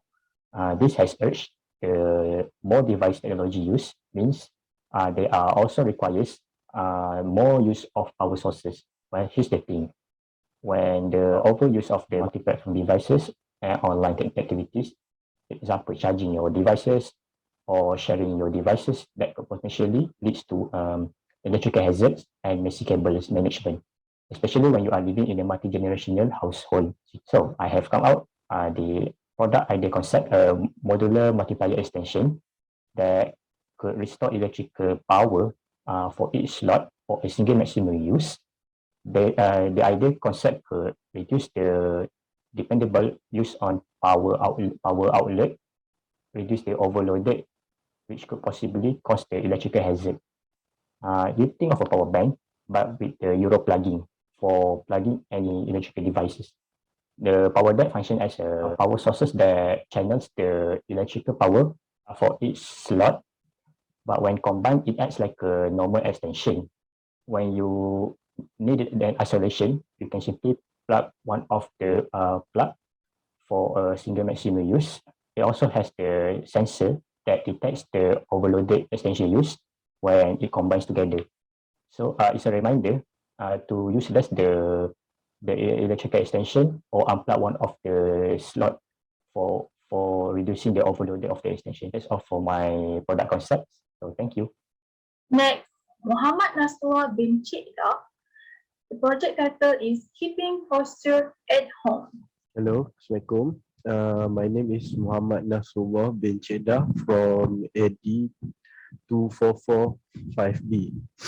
And then today I want to present about my design concept for my proposal issue 1, working at home. First thing first about the issue, the issue about working space and body posture challenger in working from home. Scenarios for employee doing tasks or working at home. And then for the design objective, for me, I want to help in ergonomic and put some comfortable workstation, and then to optimize to employees' mental health while working from home. For design consideration, create a product to help to increase comfortable and improve the human posture in the right way on ergonomic. And then next, I'm focused on minimalist design and iconic design to attraction. For the design statement, to design ergonomic furniture for working online that working from home to teach comfortably. And for the problem, sit in a poor workstation while making for a long work hour. Next, body posture, discomfort while working from home. Works and then existing workplace are not ergonomic and not functional. And then last, difficult sitting in a bad posture while working from home. For my target user, employee, and then the student on ODS student. And then for design criteria, I focus more modular style and portable product. Next, this is example of my thumbnail sketch. For this idea, I come up with 10 design. For the first design, I focus more on easy to install, and then other than that, reduce the pain for the body, and then at the same time, easy to fit for any type of chair. And then I focus on multi-generational product, and then comfort in all bookings, and make support for human posture, and then last but not least, minimalist design. That's all for me. Thank you.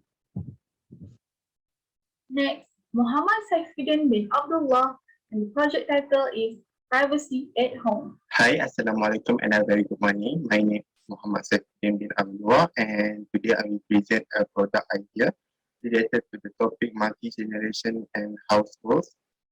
And my topic are more focused on the privacy at home. So this is my design concept.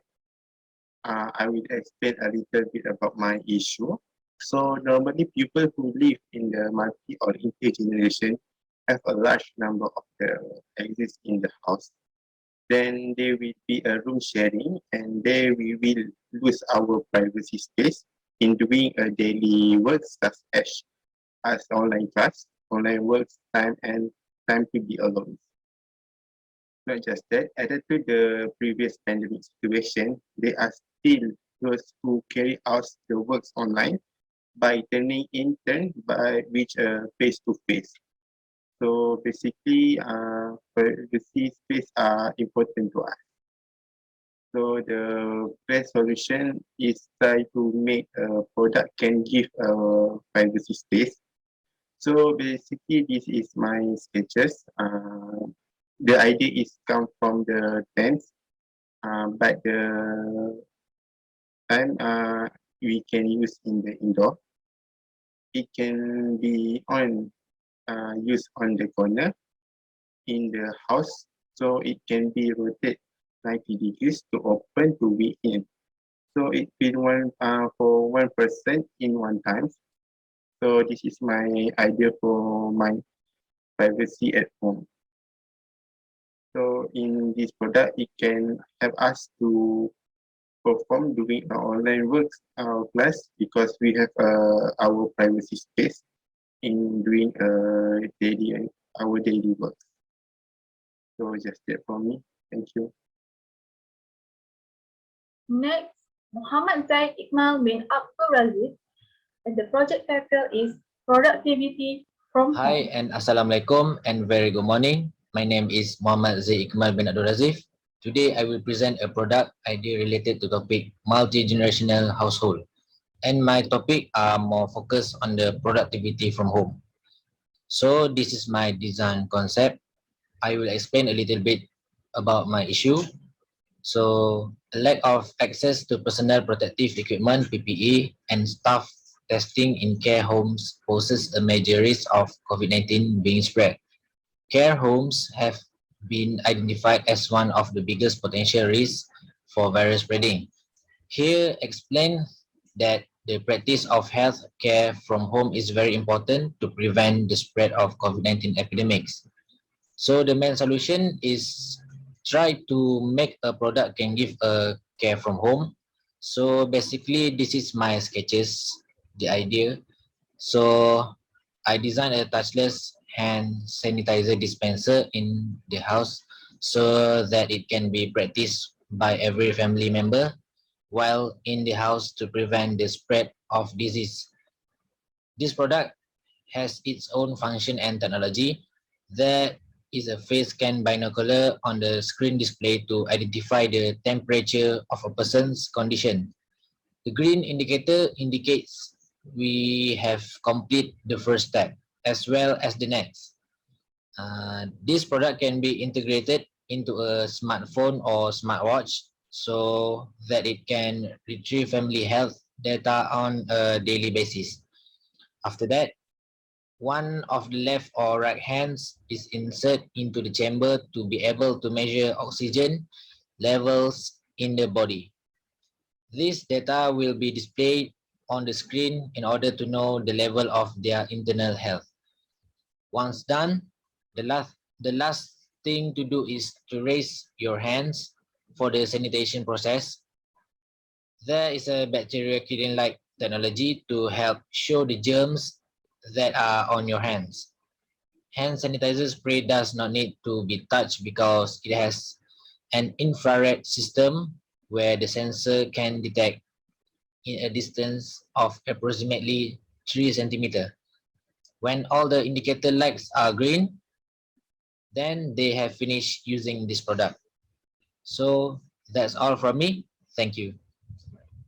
Continue for the next presenter is Nawal binti Muhammad Fizal, and the project title is Cleaning and Hygiene from Home.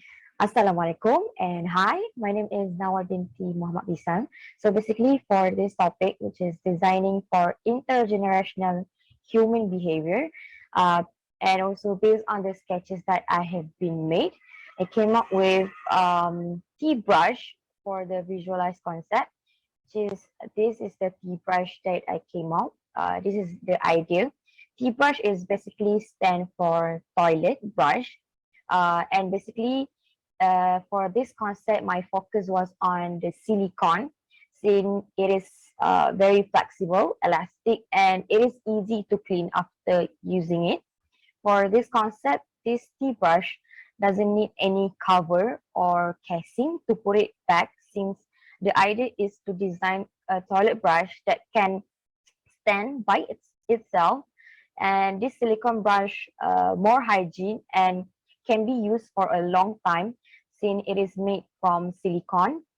And for this tea brush, it is has three parts that can be attached together, which is handle, body, and also the shoe.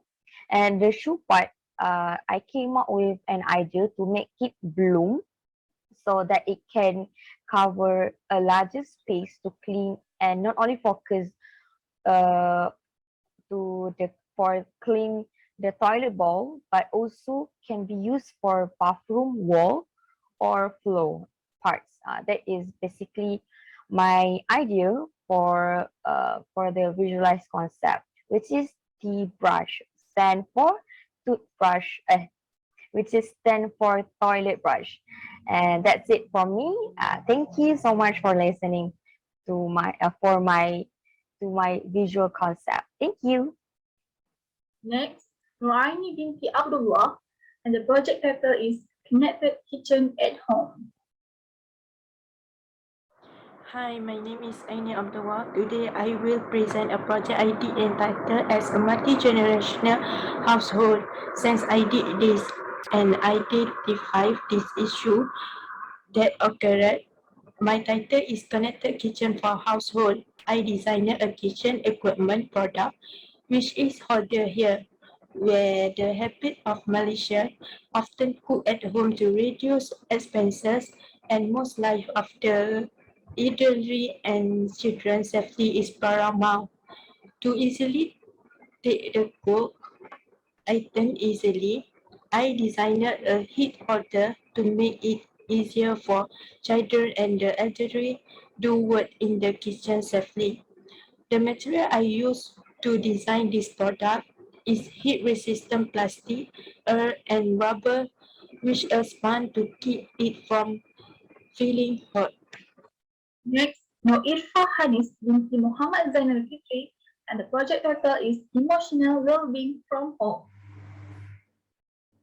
Hi, Assalamualaikum and good morning. My name is Nur Ifahnis binti Muhammad Zainal Fitri, and now I would like to present about my intergenerational product.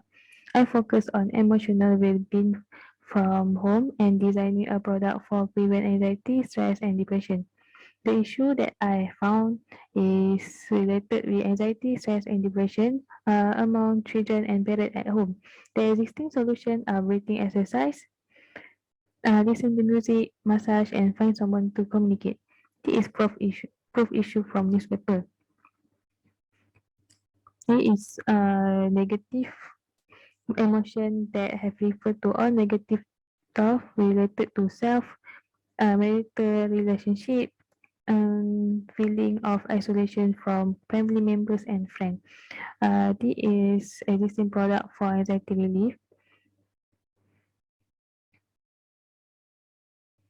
And now I want to generate my idea for intergeneration product, designing a mini anxiety relief kit for who is feel stress and anxiety at home.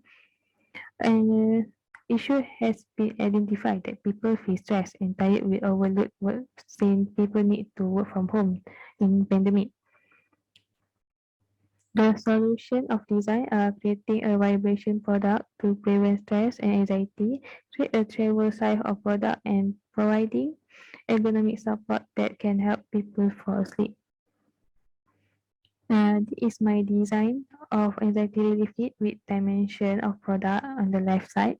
It is combination of handheld messenger and vibrating pillowcase with alarm. Vibrating pillowcase will vibrate to help user wake up slowly according the alarm that had been set by user. It also may help the user deep sleep with nature sound in pillowcase sheet. Body messenger can be expanded size according the size of user hand, so all categories of user can use it. It also have level of vibration button on product. That's all for me. Thank you. Next, Nur Zazian binti Yasin, and the project title is Gardening from Home. Assalamualaikum and hi, my name is Nur Zazihan binti Yasin. Today, I will present a little about finding of designing for intergeneration. My topic focus about gardening from home. The sharp increase in vegetable costs has been a major topic recently. As a result, certain low-income parties or communities has faced financial difficulties. As a result, in order to remedy this issue, we must engage in agricultural operation at home. It can not only lower the cost of expenditure. Looking at calming green plants can also help to release stress or depression after a long day at work. We set is designed for intergenerational usage. It consists of 4 parts: an aquarium portion, a single tableware season, a double tableware season, and a triple tableware season. Then, Using the pictures that have been created, the children may be assigned to take care of the selected portion, which the offers sound of nature, such as waterfall and bird whistling. This may create a really relaxing garden or resting location, and eye-catching aquarium and a waste table that is simple to update. In conclusion, we waste not only save money, but also provide peace of mind to the family or homeowners. That's all. Thank you. Next presenter is Nur Saira Shafika binti Nuri, and the project title is FNB Create at Home. Assalamualaikum and hi, my name is Nur Saira Shafika. So today I will present designing for intergenerational human behavior. So my concept and project is FNB Create at Home. So far the issue that I realized on intergenerational and multi-generational is a household product. In the life of a family that has three generations, such as children, parents, and older generation have their respective duties in the house. There are issues in the kitchen areas such as appliances. Storage are complicated for all family members to use it. And other than that, children do not have the mother do the work, the housework together or prepare meals for dinner or lunch together. So for the solution, I do a sketch and visualization concept is 5-in-1 fruit gadget as a kitchen gadget that can be easy for a whole family use it. And especially a safety product for children in age 10 years old and above. The material product is a plastic material product, and the product is the concept from Malaysian local foods such as rambutan and chiku from my reference product. This product is called the convenient for the user to open, peel, and cut the fruits. So this is the product of 5-in-1 fruit gadget as a kitchen gadget. And the top, the product is has a spoon, plastic knife, material, so safe for children to use it. So next is component 1 is for squeeze fruit like lemon juice or kiwi, and other than that, component 2 is for rambutan fruit for card, and component 3 is for fruit cutter for chicky fruits, and the component 4 is fruit cutter for mango fruit. So this is just a material from the plastic product, so safe to kids to use it, and all generations can use it. So that's all from me. Thank you. Next, Muhammad Arif bin Muhammad Afandi, and the project title is Recreation from Home. Yeah, we rock, yeah, we roll, we lose sense, take a toll. It's like there's just no way out, we're trying to solve a mystery, but ain't no way of winning if we keep looking outward. Yeah, we rock, yeah, we roll. Hi and Assalamualaikum to you guys. My name is Muhammad Arif bin Muhammad Pandi. So today I'm going to present to you my progress design, which is the recreation from home. So basically, in the meantime of COVID-19, everyone started to lock down in their house. Some of people living under the one roof, such as multi-generational household. I found that there's a lot of issues between them. So one of the issues that I found is to maintain the bonds between them, because everyone started to do their own work, such as playing the phone or playing the games in the room. Maybe some of them needed some rest, such as the oldest one or the baby one. So without getting disturbed them, so here's my opportunities to make a concept design that gives solution to the household to maintain the bonds between them. So the concept is the outdoor recreation, which is the activity outside the house. So the design that I made is the trolley grill, which is the product is portable, minimal, and easy to wash. It is portable because it can be divided or separated and carry or place the gray wherever you want. The design of bottom body, can be as the table to put the drinks or food after cook. And it is also for the storage to put the woods or charcoal in it. Trolley will support by the backbone, which is made for the gray, and the storage can be easily to attach it and uninstall it. So it is easy to wash after use. Next, Syed Muhammad Shafiq bin Syed Ali, and the project title is EQ Development from Home. Okay, Assalamualaikum and good morning to everyone. My name is Syed Muhammad Shafiq bin Syed Alwi. I want to present to the design for international household in aspect the EQ development for home. Okay, this visual concept one. This is like a tool, Lego. It can be folded. The children can fold it.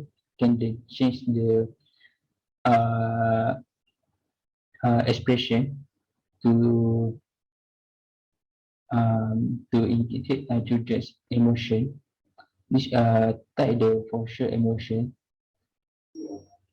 Okay, this visual concept too is like a cube.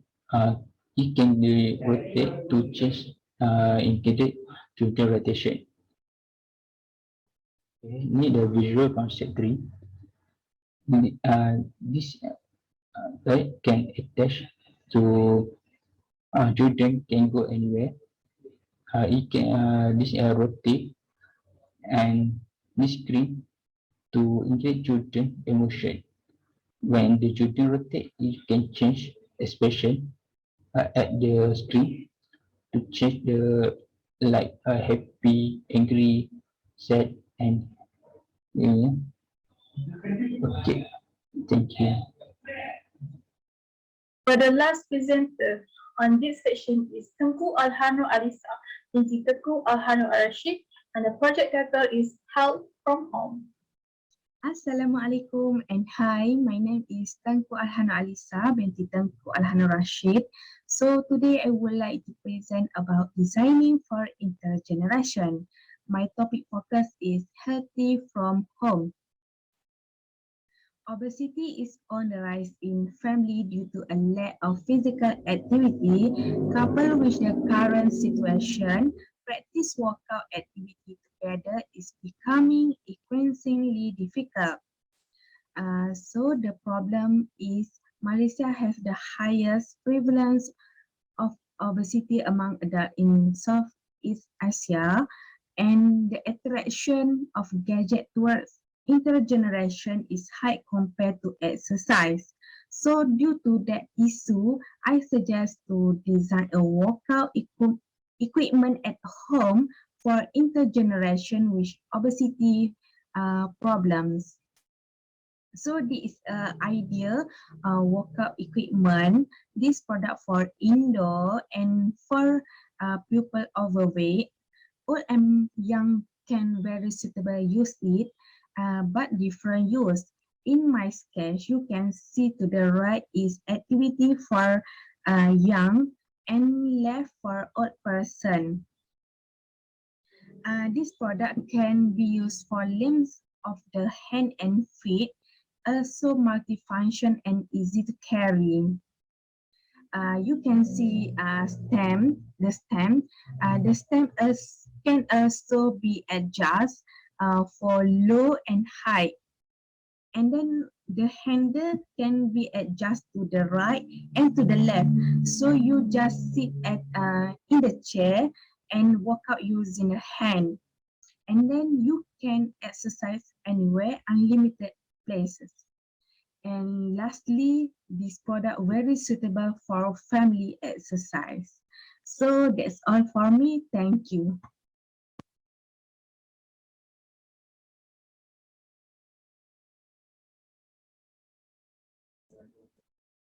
Thank you to Zulhakimi and Sahira for conducting the 2 minutes design pitch competition.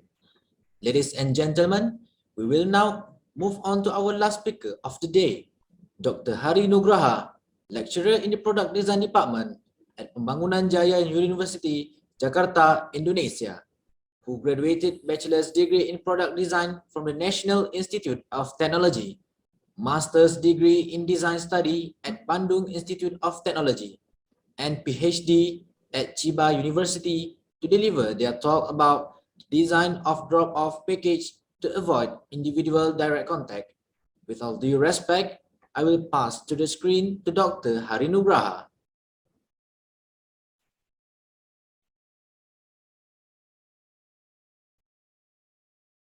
Okay, thank you very much. Good morning, everyone. Thank you for the presentation opportunity, and thank you to the conference host for the presentation session.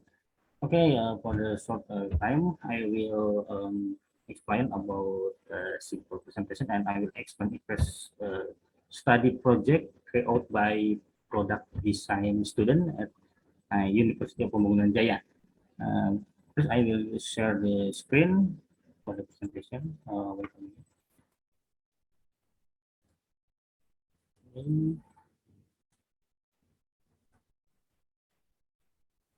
Okay. Okay, this morning I will be presentation about behavior change. And the title of the student project is about drop-off package for a residential house. Okay, I start the presentation. Okay. The background about the project is students are directly briefed to see the change or in human behavior or habits to the current situation.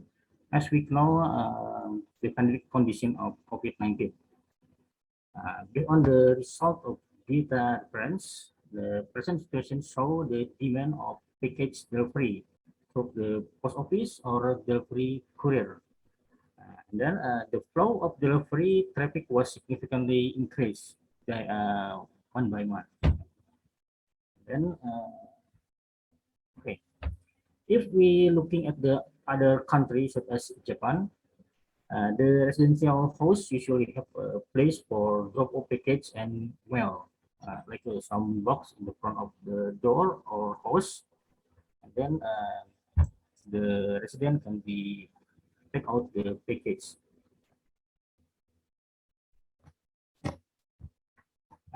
This is a picture in the resident in Japan. You can think for the drop-off package facility like this. But in Indonesia, the majority of the ordinary resident house don't have a special drop-off package facility. Even in Indonesia, during 1916, the mailbox facility in the front of the resident house were mostly popular. But now, only the old resident house still have this facility. Based on the present condition, where there is an increase in the delivery of package to resident house, it's bring out the opportunity for drop of package, and then student can be fix this problem for the project.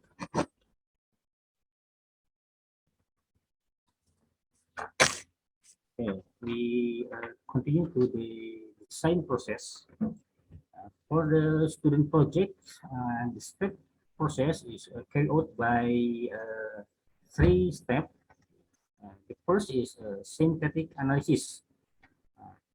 It is about the design process based on the technical specification and technology to be used for the product. And then the second, the pragmatic analysis. It's a study about the function of the product and how to use the product. And then the third is semantic analysis. And we can be divide into 3 steps. The first is context. Context is design based on where the product will be placed or where and when the product can be used. The next is form analogy. It is about the visualization of the product with a form analogy approach. In this project, the student carried out by analogy some like mushroom satellite. And then the last is the spirit. Is the impressive or impression showing by the product. The picture some sketching from the student to development idea, and then from the idea continue to making some 3D model.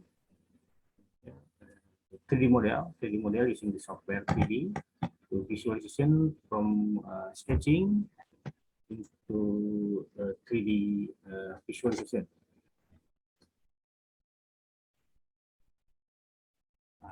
The next is the making of prototyping. The student directly by the shop to making the prototyping. The process mostly use a handmade process, and then the finishing using spray painting for making coloring the surface. And it is a picture about the final prototyping. And here we can see how to operate the product. And not only making the prototyping, but the student generate some apps. The function is for locking system, the digital locking system. The apps can be operated using Android mobile phone. Okay, this is my short presentation. I hope the presentation can be inspiring for the future product development, especially for the student project for the next semester. Thank you very much. Now the time and soon I back to the moderator. Thank you very much.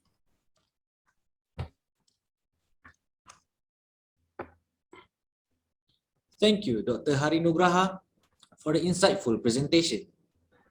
Without wasting more time, we move on to the award ceremony for the 2 minutes design pitch competition program. Based on the result for the judges, we already have the top winners by the categories, and the categories result will announce soon. So, congratulations to the winners and the participants who participated in today's program. Also to our judges, Dr. Hazlin Saharuddin, Mr. Muaz Asmadi, and Mrs. Nurul Ain Harun for being involved in this program. We do not forget our speaker, Associate Professor Dr. Yuan Yin, Mr. Syahrir Rosman, and Dr. Hari Nugraha. Also staff and students, representatives from UPJ and UITM.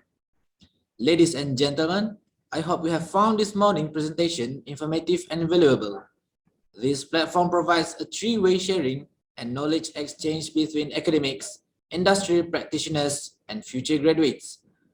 Future graduates from both university will benefit from the sharing and conversation we have today, extending the learning beyond the physical classroom and into a virtual space enables more excellent knowledge, acquisition, experiences that every student deserves, especially during this pandemic. Next, please pay a tribute to the song UITM di Hatiku.